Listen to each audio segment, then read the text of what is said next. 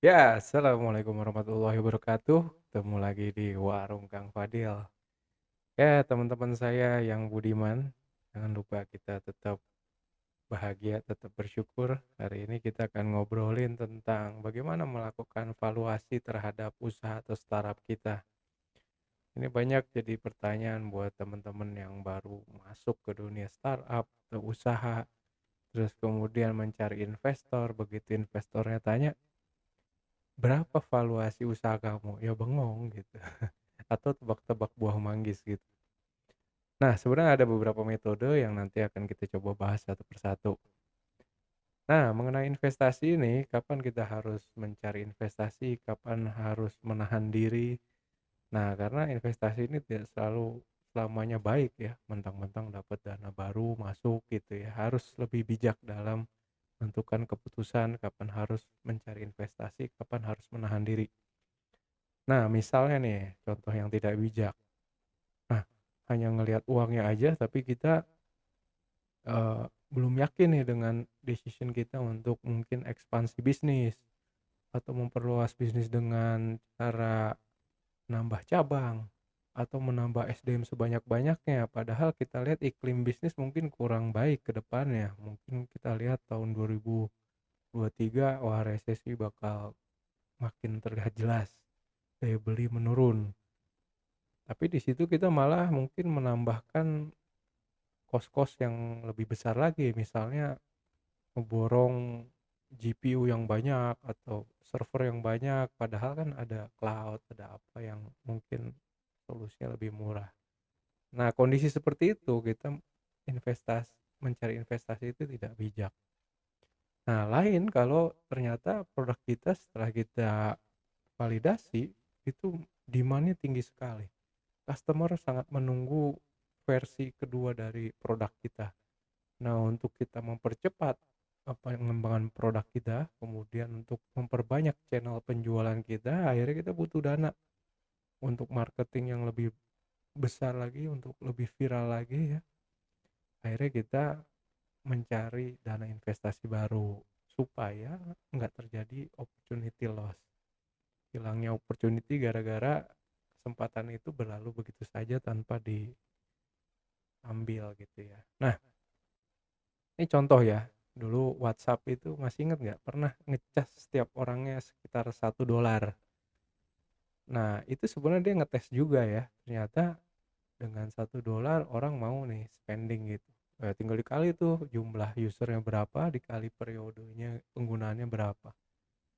Nah, kadang-kadang kita perlu menunda untuk istilahnya making money gitu ya, untuk monetisasi usaha kita dalam rangka meningkatkan valuasi perusahaan kita. Contohnya WhatsApp dulu ya. Awalnya dia kan sebenarnya buat ngupdate status di kontak handphone kita gitu. Jadi orang kadang-kadang ngeliat status dulu, oh ternyata dia lagi oke, available dan baru bisa dihubungin. Jadi private tuh sampai mendapatkan produk market fit ya. Akhirnya jadi messenger gitu ya buat kirim pesan, media dan sebagainya. Terus kan mulai viral karena nggak ada iklan tuh, terus cepet, kenceng, dan relatif bisa running di semua handphone dari mulai yang high end sampai low end gitu ya. Nah, habis itu setelah dia buktikan dengan dia ngecas $1 per tahun ya kalau nggak salah dulu, orang mau bayar semua gitu ya. Akhirnya dia yakin untuk mencari investment yang baru dan investornya tertarik. Wah, ini user base-nya udah gede banget nih, kalau divaluasi berdasarkan user base ini mahal sekali nilainya gitu. Akhirnya ini jadi exit strategi WhatsApp untuk bisa dibeli oleh Facebook dan itu berhasil gitu ya. Jadi bisa kita simpulkan investasi yang baik itu ketika kita tuh sebagai founder yakin dengan investasi ini outputnya tuh positif.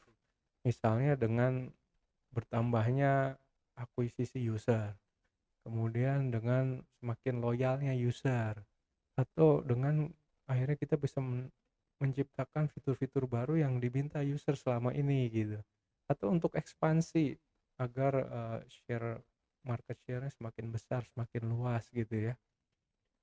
Nah, itu bisa kita lakukan investasi. Nah, dan investasi itu penting mungkin kalau cash flow kita agak ngos-ngosan, terus kita nggak ada dana lagi untuk bergerak, padahal opportunity udah di depan mata gitu. Ya udah mau nggak mau kita kan bahasanya mau bakar uang siapa kalau bukan investor gitu ya.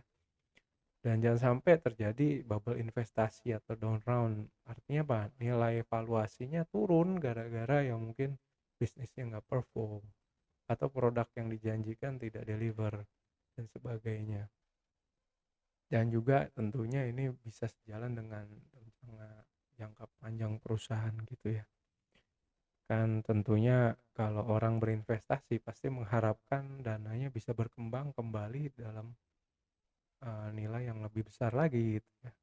Mencetak eh, hasil yang berkali lipat gitu ya. Nah, selanjutnya, nah dari dua aspek ini kita bisa lihat dari aspek penglihatannya investor dan aspek perspektifnya kita sebagai founder. Tentunya kita sebagai founder ketika mencari investasi, kita melihat bahwa startup itu nih sangat berharga sekali ya, jelas lah gitu kan, spending waktu, tenaga, dan semua kemampuan kita ke dalam usaha itu, sehingga kita agak kadang-kadang kurang objektif dalam menilai atau menghargai startup kita. Jadi akhirnya terjadi overestimate nilai startup kita. Sedangkan investor mencoba se-fair mungkin dalam menilai investasi gitu. Nah, di sini ada terjadi proses negosiasi untuk mendapatkan nilai yang disetujui kedua belah pihak. Akhirnya setelah setuju nanti bisa terbit nilai saham kepemilikan si investor ini terhadap keseluruhan dari usaha ini. Nah, biasanya kalau valuasi itu ya kadang-kadang nilainya wow wow wow gitu. Itu biasanya klaim sepihak dari pihak startup. Nah, entahlah dia pakai perhitungan apa, tapi ya akan kita bahas satu persatu.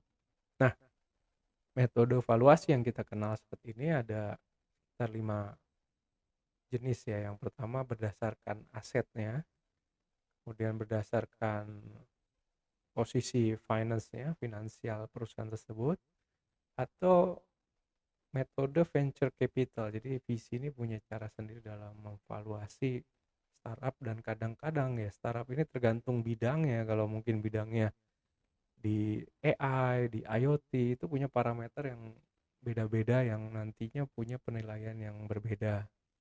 Kalau scoring method ya ini mirip, cuman dia akan memberikan beban yang berbeda sesuai prioritas atau nilai yang ditentukan ya, bobot yang ditentukan oleh investor internal gitu ya. Atau comparison, ya ini membandingkan startup yang mungkin sudah jalan duluan, yang punya usaha sejenis, yang mungkin dia sukses dulu di luar negeri, terus kita coba bikin di dalam negeri, ya kita bisa mengambil perusahaan yang di luar negeri itu sebagai komparasi gitu, karena mungkin bidangnya sama, kemudian target marketnya sama, produknya juga mirip-mirip gitu ya, akhirnya bisa kita gunakan sebagai eh, rujukan atau referensi. Oke, kita bahas satu-satu ya. Yang pertama tentang yang berdasarkan aset.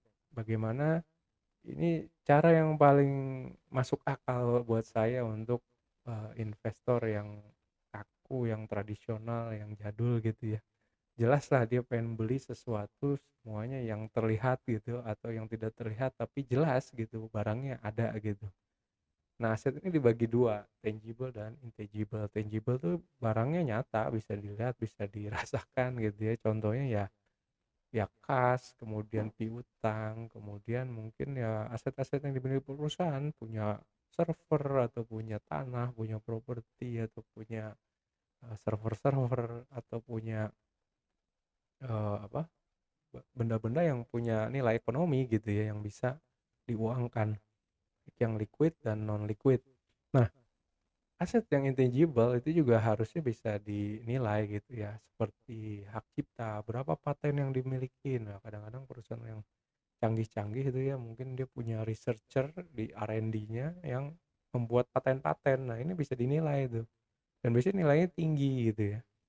atau mereknya udah didaftarkan, kemudian udah sangat dikenal luas oleh perusahaan, oleh customer-nya gitu ya, sehingga ini mereknya punya nilai gitu. Walaupun ya kadang menilai mereknya agak susah-susah gampang ya, harus oleh pakarnya gitu ya. Atau berbasis pelanggan, ya kita lihat pelanggan ini kan sebagai sumber revenue karena dia yang akan membeli produk kita ya. Kalau active usernya sekian, nah pembelian mereka sekian, nah kira-kira dengan jumlah pelanggan segini bakal menghasilkan eh, revenue sekian. Jadi ini dinilai juga dong gitu, kita kan nggak dari zero gitu ya. Nah cuman ya memang ya nilai-nilai basis pelanggan, kemudian haki, merek ini kadang-kadang sulit sekali di startup ya. Sifatnya kualitatif banget. Nah, kalau pelanggan kadang-kadang ya nama juga baru mulai ya nggak ada pelanggan ya paling teman-temannya gitu ya. Merek juga kadang-kadang belum ada ya. Ya karena belum terlalu terkenal apalagi baru di seed round gitu, baru awal-awal start usaha gitu. Aset juga kadang-kadang yang tangible ya yang dimiliki founder awal lah gitu. Kadang modal dengkul gitu ya. Oke, sekarang kita ngebahas scoring method. Nah, ini nilai valuasi yang berdasarkan parameter-parameter dari elemen yang dimiliki perusahaan yang dianggap penting gitu ya. Nah, ini kalau kita lihat kan pertama ada nilai valuasi acuan ya. Mungkin ini bisa dilihat dari startup-startup yang eh, dengan bisnis jenis dan nilainya kurang lebih sekian gitu ya. Kemudian baru di dalam ya ada beberapa parameter penting ini dari aspek yang dinilai penting oleh investor. Pertama, kekuatan inti dari startup apa sih ya? Dari timnya gitu ya, dari foundernya dan timnya. Seberapa mungkin mereka mengeksekusi ide-idenya itu jadi produk bagus gitu. Itu dikasih bobot, misal 50% dari total nilai valuasi acuan. Nah, ini kalau di sini contohnya 50% dikasih kali 7,5 miliar ya. Kemudian market size, jadi dia udah sempat uh, develop, dia punya market dan dia punya data tentang market yang sudah berhasil diakuisisi, ya ini dikasih bobot berapa persen.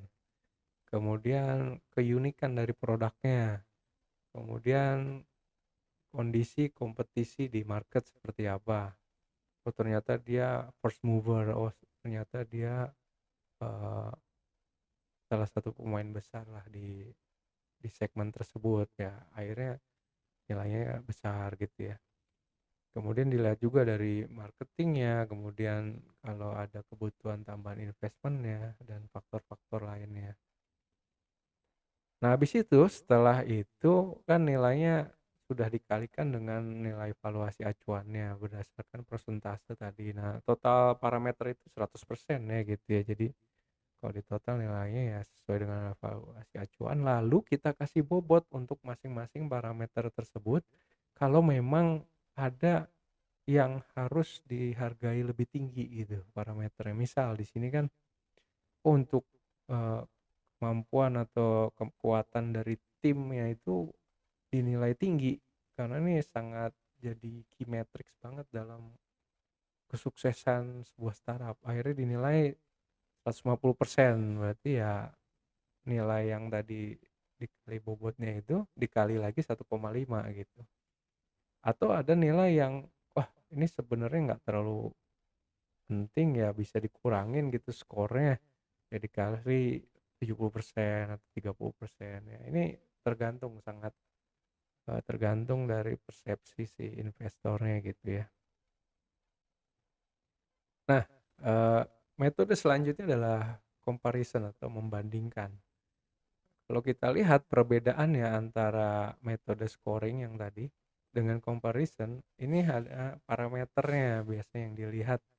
Perbedaannya kalau scoring biasanya nilai standar yang ditetapkan secara internal ini dilakukan oleh investor tadi gitu ya. Dia punya per- apa preferensi sendiri gitu ya. Nah, kalau comparison ini biasanya kita lihat acuan nilai valuasi dari perusahaan-perusahaan lain yang duluan usaha, yang punya usaha yang mirip, baik di dalam negeri atau di luar negeri gitu ya, menjadi, referensi kita. Dan biasanya perusahaan ini ya bisa lebih besar gitu ya, masa referensi perusahaan yang lebih kecil ya, nggak masuk akal gitu. Kemudian dari sisi parameternya, biasanya ini parameternya ini keseluruhan kalau scoring ini, baik mulai dari internal tim, eksternal, aspeknya, produknya, dan sebagainya. Kalau comparison hanya beberapa parameter kunci yang sifatnya spesifik atau produk tertentu yang mungkin yang menjadi andalannya dan yang memang impact sama revenue-nya. Nah, contoh nih di bawah ada simulasi. Sama-sama bikin e-commerce, contohnya di luar kan ada eBay, ada Amazon kayak gitu-gitu ya. Nah, di sana mungkin valuasinya kita kasih simbol variabel V, kemudian omzetnya R, market size-nya M. Nah, ini adalah 3 parameter yang memang berpengaruh terhadap bisnis gitu ya. Besar kecilnya keuntungan ya berdasarkan ini gitu, jelas ya. Kemudian kita bikin e-commerce di Indonesia berdasarkan eh, parameter yang sama yang kita ambil dari e-commerce yang di luar tadi. Cuma kita kasih diskon. Contoh, omset kita dari keseluruhan omset si perusahaan luar itu ada diskon berapa persen. Kita kasih nilai P persen. Misalnya di sana menghasilkan $1 juta, kita baru 10 persennya, ya udah nilai P-nya 10%. Kemudian market size-nya, di sana udah mungkin udah 10 juta orang, kita paling baru 1 juta orang, ya udah Q-nya 10%. Q ini nilai market size-nya. Kemudian berapa berarti valuasinya? Ya udah rumusnya berarti valuasi ya dikali dengan diskon atau pengurangan nilai persentase apa tadi? Omset kita. Jadi ya dari omset eh, sorry dari valuasinya perusahaan luar tadi ya dikali dengan pengurangan persentase omsetnya gitu ya. Terus dikali lagi oleh pengurangan persentase market size-nya kita dan dikali diskon dari nah ini diskon sangat fleksibel ya, tergantung iklim investasi di lokal gitu ya. Kadang-kadang saya kasih diskon deh sekitar 80% gitu ya, karena saya nggak yakin kalau e-commerce ini udah gampang penetrasi di Indonesia karena masih butuh edukasi, masih butuh daerah-daerah yang masih gaptek gitu ya, jadi nggak semudah kayak negara maju gitu. Nah, ini cara comparison tuh seperti itu. Kita ambil valuasi perusahaan di luar sana atau di dalam negeri yang besar, kemudian kita bandingkan dengan perusahaan kita kalikan diskonnya berapa gitu.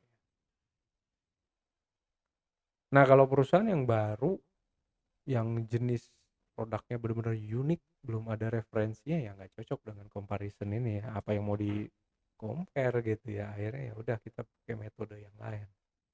Mungkin cocok pakai yang tadi scoring karena mungkin banyak hakinya ya, banyak patennya gitu ya, banyak sesuatu yang intangible-nya gitu. Nah, kita kenal juga dengan istilah pre-money sama post-money. Intinya apa? Sebelum diinvest ya nilai valuasinya berapa. Nah, ini kan berdasarkan tadi metode-metode yang sudah dibahas. Kemudian begitu masuk dana investor berapa, yaitu kita sebut dengan post-money valuation. Contoh nih, valuasi perusahaan kita 10.000. Terus kita minta valuasi, setelah kita minta investment, kita diguyur lagi 10.000 lagi. Jadi nilai post valuation-nya jadi 20.000. Terus berarti sahamnya investor berapa? Ya udah 10.000 dibagi total dana post money tadi, ya 10.000 dibagi 20.000, ya 50% gitu. Contohnya seperti itu. Terus kita kenal dengan istilah present value sama future value dari nilai uang. Nah, nilai uang ini kan kadang-kadang naik turun, cenderung turun sih, karena ada inflasi setiap tahunnya. Nah, ini rumusnya standar ya untuk nentuin future value, ya udah nilai present value harga saat ini dikali 1 ditambah discount rate. Diskon rate ini bisa bentuknya laju inflasi, suku bunga, atau angka diskon rate yang ditetapkan oleh investor, di mana satu ditambah diskon rate ini dipangkat dengan periode berapa lama ke depan untuk memprediksi nilai future-nya gitu. Misalnya 10.000 sekarang, berapa nilai future-nya berapa sih setelah 5 tahun lagi gitu ya. Nah itu bisa. Berarti kan rumusnya tinggal satu ditambah mungkin inflasinya 2% gitu, 1,02 dipangkat 2 tahun lagi gitu, dipangkat 2 dikali dengan nilai tadi, nilai awalnya berapa. Nah ini nanti perhitungannya kita pakai eh, buat selanjutnya ya, untuk valuasi dengan metode selanjutnya. Nah ini berdasarkan posisi keuangan perusahaan. Yang ini valuasinya biasanya dilihat dulu nih, revenue yang berhasil di-generate oleh perusahaan, kemudian bagaimana strategi marketing yang mereka sudah lakukan, atau dari histori pendapatan yang selama ini sudah berjalan, struktur cost-nya seperti apa. Akhirnya kita ada bayangan pendapatan yang kira-kira bisa di-generate di masa yang akan datang. Kan istilahnya tinggal diplot aja, terus dihitung tadi ya future value-nya, cost-nya juga mungkin akan naik dan sebagainya. Nah, di sini inputan tambahannya adalah ini mau diproyeksi berapa tahun ke depan. Nah, itu tergantung investor juga. Oh, saya mau invest mungkin minimal 5 tahun ke depan gitu. Ya udah, saya memperhitungkan valuasinya itu berdasarkan kalau saya put money saya untuk 5 tahun ke depan gitu. Akhirnya dia tentukan dulu future value-nya berapa gitu ya. Oh, setelah dioret-oret pakai Excel atau pakai kertas oleh si pemilik perusahaan, oh ya udah nanti dalam 5 tahun kita bisa nilainya sekitar 10 juta dolar gitu ya. Ya udah nanti 10 juta, NPV-nya 10 juta bagi satu ditambah nilai diskon rate-nya berapa, misal 10% gitu ya, berarti kan 1,1 dipangkat dengan 5 tahun ke depan. Ya udah dapat nilai valuasinya saat ini. Nah itu ya, jadi eh, gambaran, oh nilai perusahaan yang saat ini seperti itu. Ya udah nanti dia tinggal invest berapa uangnya, tinggal ketahuan kan berapa jumlah saham yang dia miliki. Nah, kalau venture capital method ini berdasarkan nilai tingkat pengembalian yang ditargetkan oleh investor. Biasanya VC itu kasih target ya.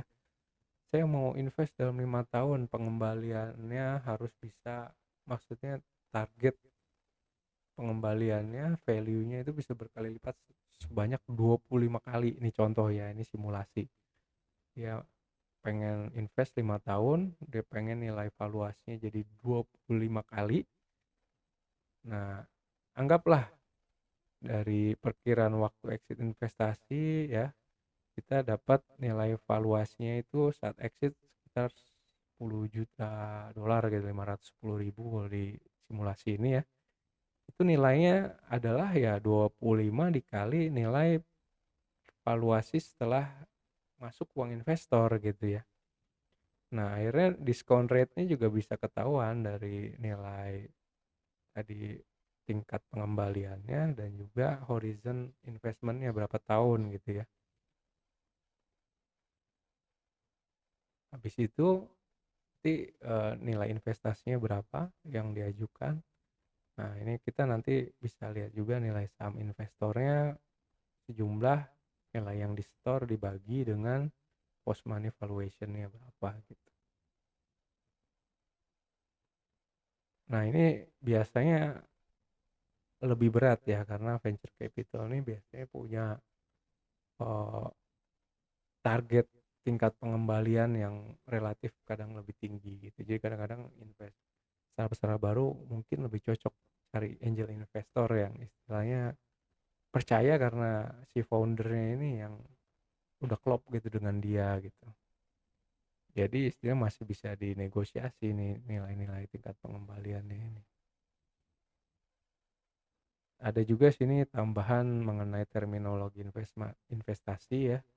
Biasanya di sini ada investment round, ya mulai dari pre-seed biasanya di mana produknya itu baru dikonsep, belum dibikin sama sekali ya. Ya, kemudian ada seed funding ya.